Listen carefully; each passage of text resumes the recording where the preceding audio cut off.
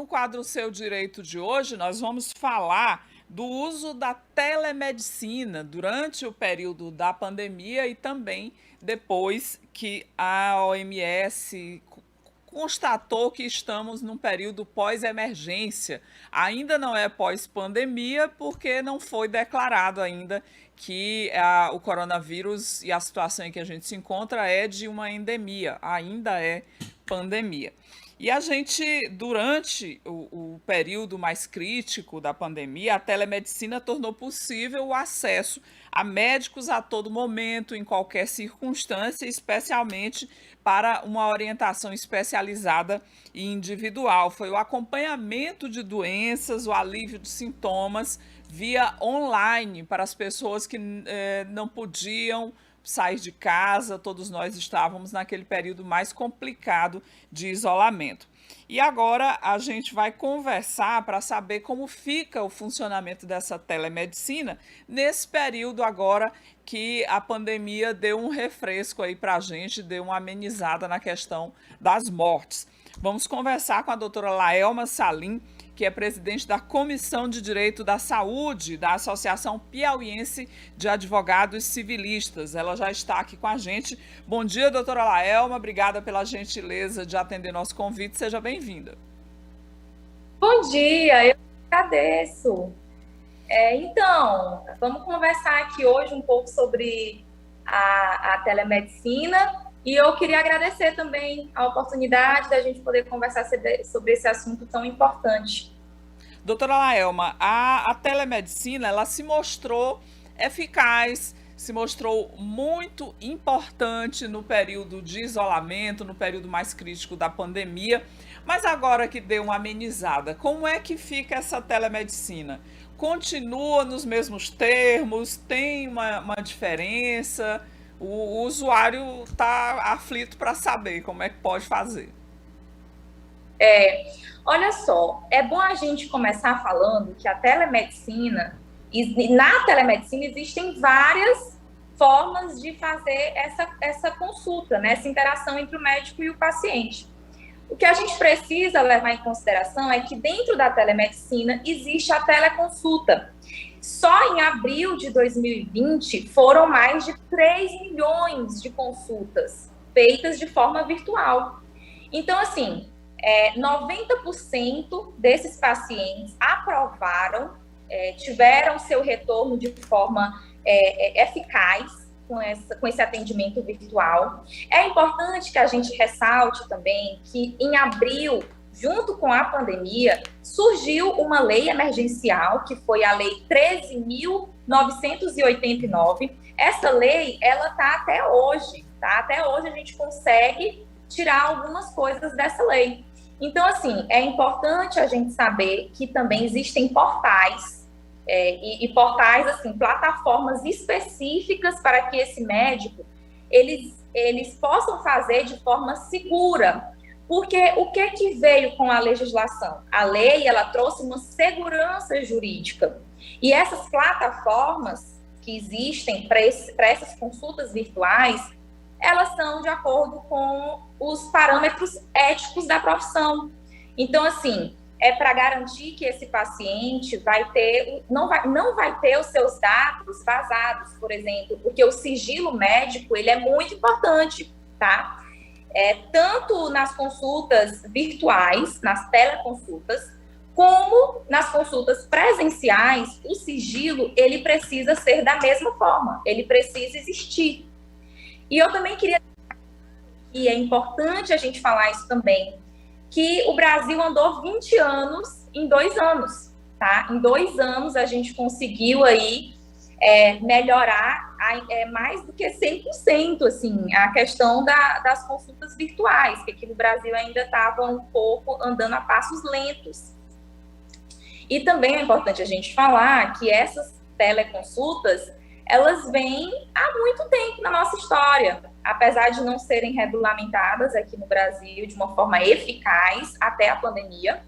Elas existem, olha só, desde 1890 já existiam consultas feitas pelos rádios. Então, essas teleconsultas, elas já existiam desde 1890. quando no interior não existiam médicos, e esses médicos das grandes metrópoles atendiam essas pessoas dos interiores por meio das rádios. Doutora Laelma, bom dia, obrigado pela entrevista. Deixa eu lhe fazer um questionamento que me ocorreu logo que a gente iniciou a conversa sobre esse tema. A gente viu agora, durante a pandemia, muitas startups, muitas empresas de tecnologia que passaram a desenvolver com mais rapidez, como a senhora falou, nós avançamos muito tempo nesses últimos 2 anos, desenvolver produtos, desenvolver plataformas, desenvolver sistemas de atendimento médico usando a tecnologia. E aí a gente tem essas startups avançando na oferta desses produtos e a gente tem também a Lei Geral de Proteção de Dados, ou seja, essa preocupação da sociedade com relação à privacidade e quando se trata de questão de saúde, ela é ainda mais evidente. Então, eu questiono a senhora, esse avanço das startups e a Lei Geral de Proteção de Dados, elas estão andando em harmonia? A regulamentação para essas startups, para esse novo serviço de medicina digital, e aí aborda a telemedicina e também outros serviços na área de saúde, feitos com auxílio da tecnologia, em acordo com a LGPD, a regulamentação dos conselhos, as normativas dos órgãos públicos. Como é que está essa situação hoje? É muito importante a sua pergunta. Na verdade, para todos os meus clientes, para todos os médicos que eu atendo aqui no escritório, eu sempre peço para que eles tragam exatamente qual que é o portal que eles estão usando. Porque existem vários portais em que não estão andando junto com a LGPD. Esse era das coisas que eu iria conversar aqui com vocês. Existe o SOS Portal, que existem várias especialidades lá e eles estão caminhando junto com a LGPD, mas é necessário que a gente veja se existe realmente um andamento junto com a LGPD, porque a Lei de Proteção de Dados, ela está cada vez andando, né? E querendo ou não, a teleconsulta, a telemedicina, ela veio andar de 2 anos para cá. Então, a gente precisa ter cuidado com qual é o portal que a gente está usando. Os médicos precisam estar de olho na hora da contratação, porque é bom lembrar aqui também, e aqui eu deixo bem claro, que a responsabilidade é do médico. Então, o médico precisa saber o que ele está levando para dentro do seu consultório. E ele precisa saber que tanto a consulta presencial, tanto a consulta virtual, elas têm as mesmas diretrizes éticas, elas precisam levar o mesmo protocolo ético do Conselho Federal de Medicina. Então, é importante, sim, que todas as vezes que esses médicos façam essas telemedicinas, façam a teleconsulta, eles procurem conversar com alguém que entenda sobre a Lei de Proteção de Dados, entenda sobre a necessidade desse portal andar junto com a Lei de Proteção de Dados, para que assim a gente consiga fazer uma consulta de forma ética e de acordo com a ética profissional do médico, até porque, repito, a responsabilidade é do médico. Então, caso vaze algum exame ou alguma fotografia do paciente, a responsabilidade é do profissional. Doutora Laelma, existem algumas especialidades que é mais complicado a questão da telemedicina e outras que são mais favoráveis. Por exemplo, um atendimento com um psicólogo, você vai ter aquela conversa e por videochamada é possível compreender a situação do paciente. Mas, no geral, praticamente todas as especialidades a gente tem essa possibilidade de fazer o atendimento via online? Olha, não existe uma especialidade na qual não se possa ter esse atendimento online. O que acontece é que para aqueles exames que só podem ser feitos de forma presencial, se peça que o paciente vá até o consultório. Mas, assim, existem, sim, anamnese, por exemplo. No caso, por exemplo, eu já peguei aqui um cliente que é ginecologista. E no meio da pandemia, estava com problemas de receber os pacientes no consultório. A anamnese do paciente, aquela conversa primária com o paciente, ela pode ser feita de forma virtual. Por exemplo, aqui também eu quero deixar claro que essa teleconsulta, ela é dividida em duas modalidades, síncrona e assíncrona. Assíncrona é quando você está diretamente com o profissional.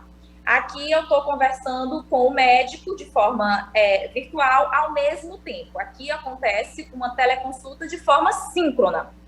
Quando esse paciente ou esse médico, ele faz, por exemplo, uso de e-mail ou uso de mensagens de texto para mandar um exame do paciente, por exemplo, aqui a gente está diante de uma teleconsulta assíncrona, porque não está ao mesmo tempo. O que eu quero te falar com isso? É que esses médicos, que existem especialidades que são mais difíceis para se fazer essas consultas de forma virtual, eles podem utilizar da teleconsulta de forma assíncrona, por exemplo, para fazer envio de exames, para fazer envio de alguma prescrição. Então, a teleconsulta ela se divide em várias modalidades e ela pode ser utilizada em todas as especialidades. Portanto, que se saiba até que ponto isso não prejudique o paciente. Se é necessário fazer uma consulta presencial, se faz até onde pode a consulta virtual. Tá certo, então. Eu quero agradecer a doutora Laelma Salim, presidente da Comissão de Direito da Saúde da Associação Piauiense dos Advogados Civilistas, pela entrevista hoje, muito esclarecedora. É uma realidade já a telemedicina e a gente espera que continue assim, avançando, dando acesso a cada vez mais pessoas para o atendimento médico, mas avançando, respeitando a individualidade, a privacidade de cada paciente, de cada médico, em cada consulta. E o recado que fica tem que fazer de forma segura, com uma plataforma segura e atendendo lei como a Lei Geral de Proteção de Dados. Muito obrigado, doutora Laelma, pela entrevista hoje aqui no Diálogo Franco. Obrigado, um ótimo dia para a senhora. Eu que agradeço. Muito obrigada pela oportunidade e estamos aí. E esse foi o quadro Seu Direito. Seu Direito.